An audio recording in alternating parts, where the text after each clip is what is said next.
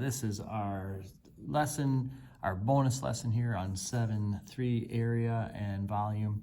We're going to introduce a new method to this that wasn't on the AP, but is something we can still do. We're just going to get warmed up here though. We're going to look at a region. It's formed by the graph negative x squared plus 6x. That's going to come up and come down and intersect here at 0 and at 6, be up there. And then we have a line 2x that comes through like that. These lines intersect at 0, 0, of course, and again, if I give me a second here, at 4, 8. Right, so just so that we're aware of kind of where our region here goes, they ask for the area. So the area is simple. We're going to go 0 to 4, top negative x squared plus 6x minus the bottom 2x, okay, dx.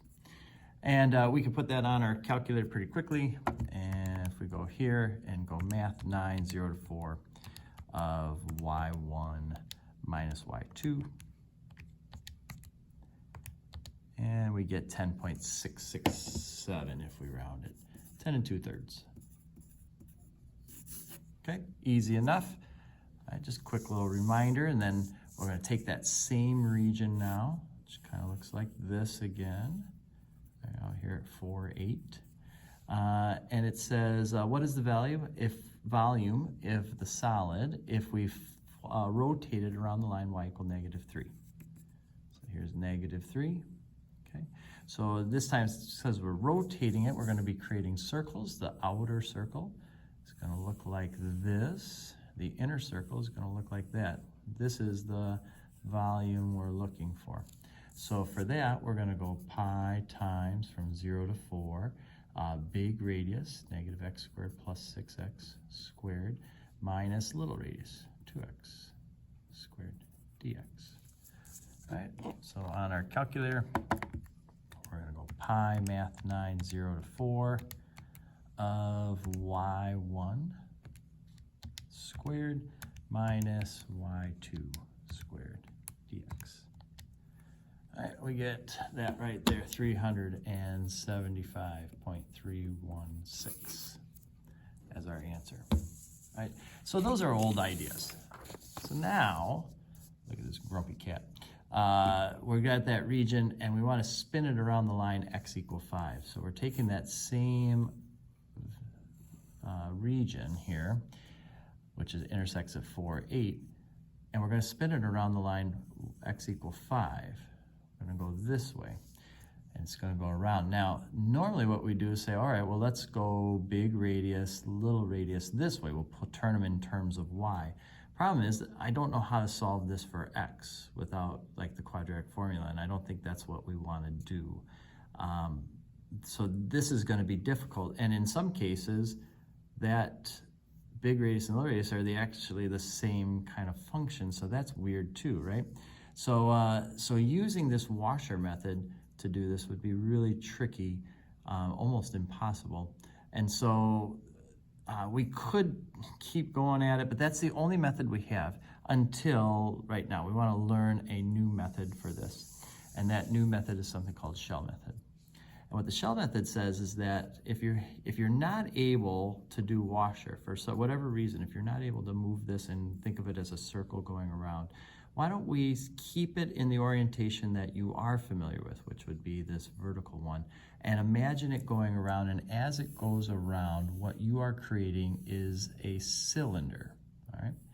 And that cylinder is going to have a very thin outer shell to it. And what we want to do is we want to kind of examine that thin. Think of this almost like a soup can. We're going to cut the label off of it and open it up. Now back in geometry, I'm sure you did this, and when you looked at that surface area of that cylinder, you saw it as a rectangle. That rectangle has a certain height, all right? We're going to call that h of x. And it has a certain length here, and that length is the circumference of that circle. So the circumference is 2 pi times the radius, which we're going to call p of x. Now the reason we're doing p of x and h of x is depending on where you're at in terms of x, you might be a different distance away, radius, and a different height. So those are going to change as x changes. But if we multiply those two together, we get 2 pi p of x h of x. That's the area of this shell, and if we multiply that by dx, now this is the volume of this little shell that went around. And so we're going to go ahead and integrate 2 pi h of x p of x dx from a to b, and this will then be our total volume. Right? So definitely a little different orientation, different idea, but let's apply it to this example here that we just had. So we have this negative x squared plus 6x. We have the 2x going like this. They intersect at 4, 8. All right, so what we're going to do is we're going to go 2 pi from x equals 0 to x equals 4. The height of the rectangle. So the height of the rectangle is just top minus bottom. Negative x squared plus 6x minus 2x. That's h of x, the height. And then times the radius, so this distance right here, well, that distance is whatever x value we've chosen to be at. So it's going to be times an x. Then dx, and this will give us our volume. So take our calculator, go 2 pi math 9, 0 to 4, and then we're going to have a y1 minus y2 times x dx. And we get 134.041. And that's your volume if we spin it around there, right? So one of the questions that's going to come up is, well, how do we know which one to use? And what I would say is that if you're oriented here, and let's say we have our region, in both of these, and in one case we're going around this, and in one case we're going around there, right? Y-axis, x-axis. If we are perpendicular to that axis, so in other words, if we want to orient ourselves perpendicular right into the axis we're turning, then we're going to use this washer method, right? If we want to orient ourselves this way, we create these washer looks, right? So perpendicular to the axis is going to use washer method. Versus if we take the same kind of orientation, same kind of region here, and we're spin around the y or spin around the x. All right, we spin it around the y and we want it to be parallel. So here's our rectangle that's actually parallel in orientation. When it spins around, it's going to create that cylindrical shell that we looked at earlier. Same thing here. If we want to be oriented this way, that's parallel to this. It's going to create these cylinders. Sorry, my drawing is so awful there, but you get the idea. When it spins, what is the orientation that we're interested in? Is it perpendicular to the axis or is it parallel? Right? So let's take another region here. We're going to take the volume of a solid that's given to us by x minus x cubed. All right, so x minus x cubed looks kind of like, well, let's go ahead and graph it to make sure we know what it looks like. So get rid of this, get rid of that. We're going to go x minus, clear that, x minus x cubed, okay? Zoom 6. All right, so we're going to look at the positive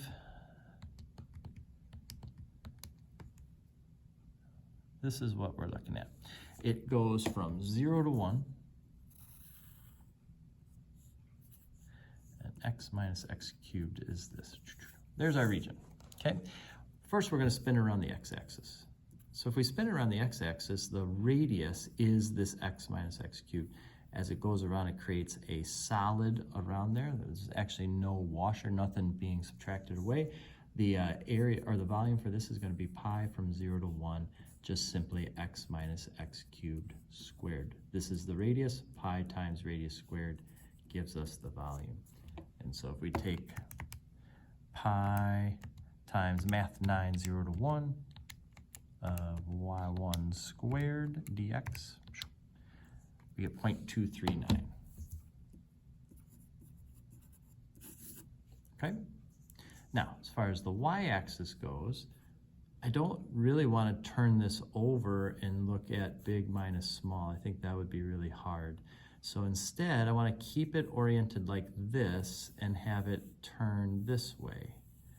And that means I'm going to use the shell method for this. So I'm going to go 2 pi from 0 to 1, the height of it, which is x minus x cubed, times the radius, which will be whatever x value we find ourselves at. Okay. And so that's going to be 2 pi, math 9, 0 to 1, y1 times x dx. We get 0.838.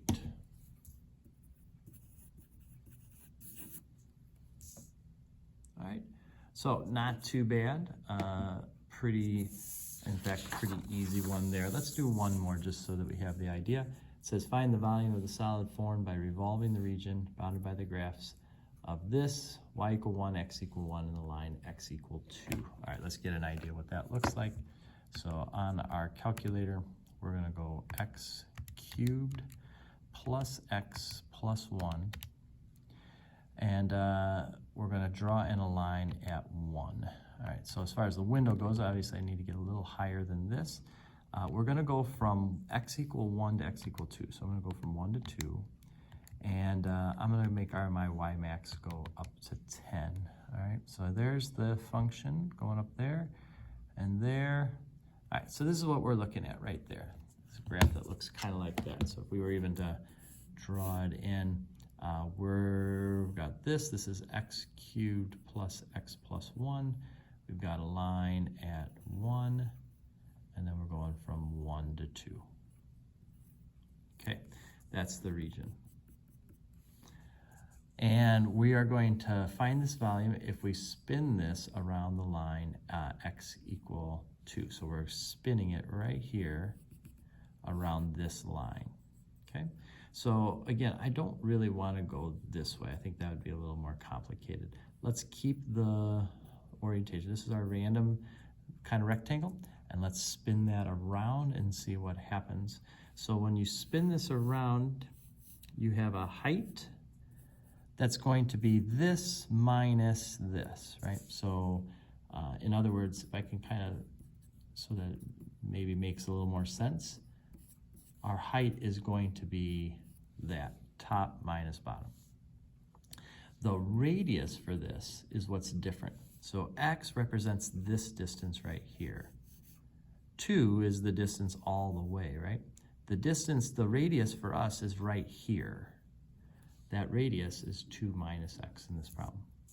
So that means that our volume, using shell method, would be 2 pi from 1 to 2, x cubed plus x plus 1 minus 1, so x cubed plus x, times 2 minus x dx. Okay.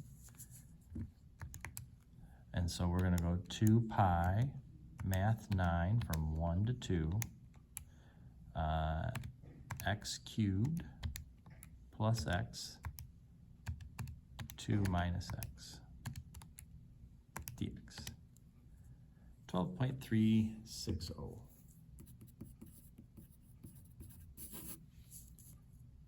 right, and that's our shell method.